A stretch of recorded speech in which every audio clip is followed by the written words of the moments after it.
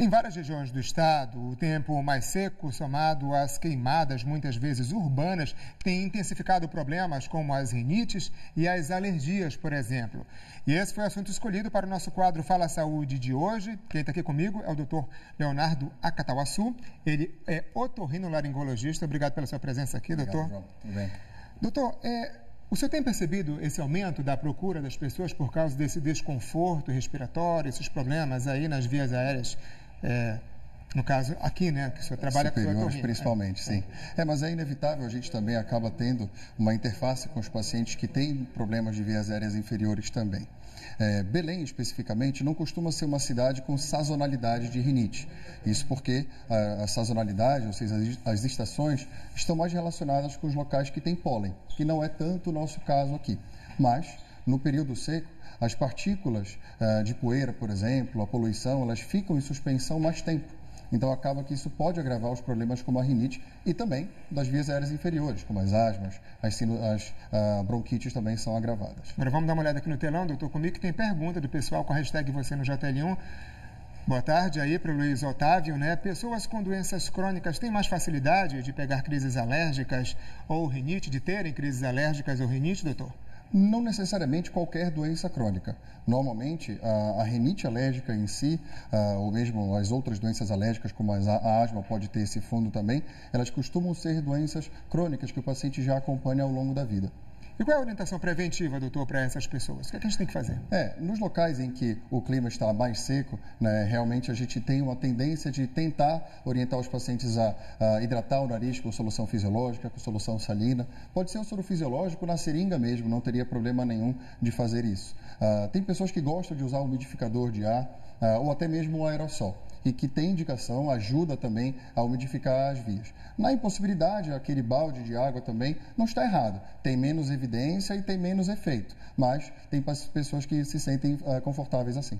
Vamos a mais uma pergunta aqui com a hashtag você no JL1. O Davi, é verdade que o tempo seco aumenta o risco cardíaco? Tem relação, doutor? Essa extrapolação ela acaba acontecendo, mas principalmente os pacientes que têm já o quadro cardiológico prévio e que têm alguma alteração respiratória. Vamos tentar fazer um raciocínio como se o paciente fosse fazer mais esforço para respirar, e isso, em um paciente que seja cardiopata ou coronariopata, pode eventualmente causar uma maior demanda, digamos assim, da parte cardiológica também. Nesse contexto todo aí, né, doutor, que a gente está usando máscara, que a orientação é utilizar, a gente tem aí essa situação de tempo seco em várias regiões do estado, tem a questão da fumaça. A máscara, ela ajuda nesse momento? Ela é uma faca de dois gumes muitas vezes, João, porque a máscara, por um lado, ela impede que essas partículas entrem em contato diretamente com a sua narina. Mas, por outro lado, a máscara, principalmente as que vedam mais, acabam fechando mais a nossa narina e a gente respira pela boca. Então, isso também resseca o ar que a gente vai inalar, principalmente aquelas máscaras que são mais apertadas.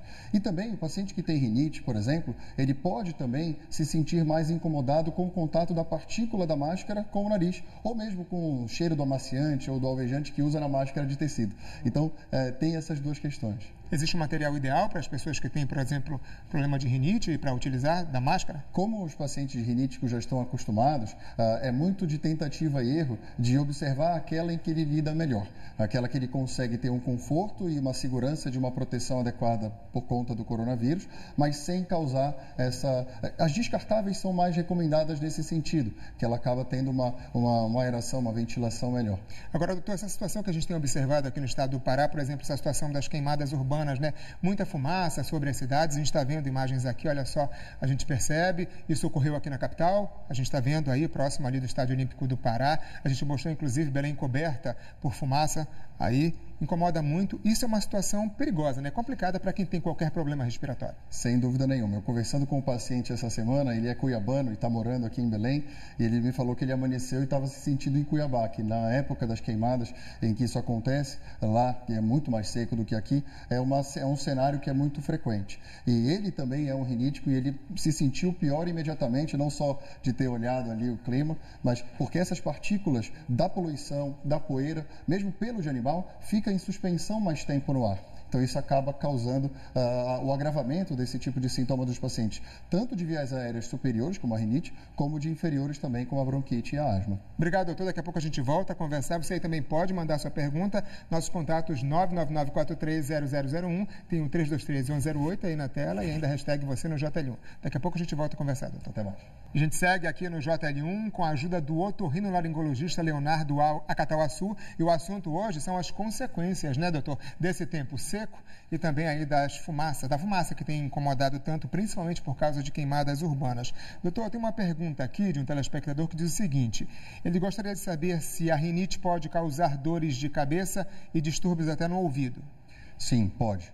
Principalmente porque o nosso ouvido, vou começar respondendo a segunda parte da pergunta, o nosso ouvido ele comunica com o nariz lá atrás. Então, se esse nariz ele não está ventilando bem, o ar ele não consegue permitir que o ouvido escoe a sua secreção também para dentro do nariz. Então, é comum o paciente sentir sensação de ouvido tampado, até umas fisgadas também no ouvido, isso é bastante comum de acontecer. Vamos aqui com pergunta, com a hashtag você no JL1.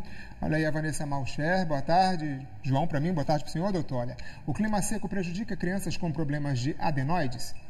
Boa tarde, Vanessa. Sim, porque afinal de contas, as adenoides já são um mecanismo de obstrução respiratória. Você está potencialmente piorando, por exemplo, a ventilação do nariz por conta do edema das conchas nasais, que é uma outra, entre aspas, carne esponjosa de dentro do nariz. Isso pode acabar afetando a respiração, ainda mais de uma criança que já tem um problema respiratório. Vamos aqui a mais uma dúvida, desta vez do Caio. Olha, carne crescida dentro do nariz é um sintoma de rinite ou de sinusite, doutor? Coincidentemente, acabamos de falar nela, né? Então, a carne esponjosa de dentro do nariz, geralmente, são os cornetos nasais, que eles costumam estar aumentados nos pacientes que têm rinite. Acaba sendo uma consequência da rinite.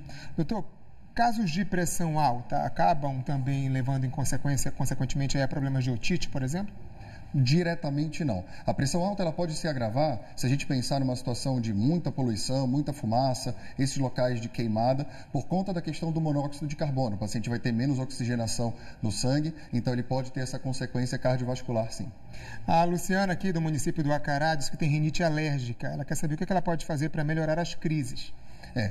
A rinite, o tratamento da rinite, ela depende muito de como que é a sua rinite. Então, se você tem quadros de vez em quando, sei lá, uma vez por semana, é possível que você tomando um comprimido seja o suficiente. Mas se é frequente, consulte o seu médico para talvez você fazer um tratamento de manutenção para diminuir a quantidade e frequência das crises. Antes de a gente encerrar, tem mais uma pergunta aqui do internauta. Usar máscara molhada ajuda para prevenir da fumaça? Neste caso, como ficaria o risco da Covid? Já foi feito um trabalho sobre isso. Infelizmente, não faz diferença. E como a gente já está até mais habituado a ela, a máscara N95, nesse caso, seria mais recomendada para a proteção da fumaça. Então, muito obrigado pela sua presença aqui no JL1, pelos esclarecimentos.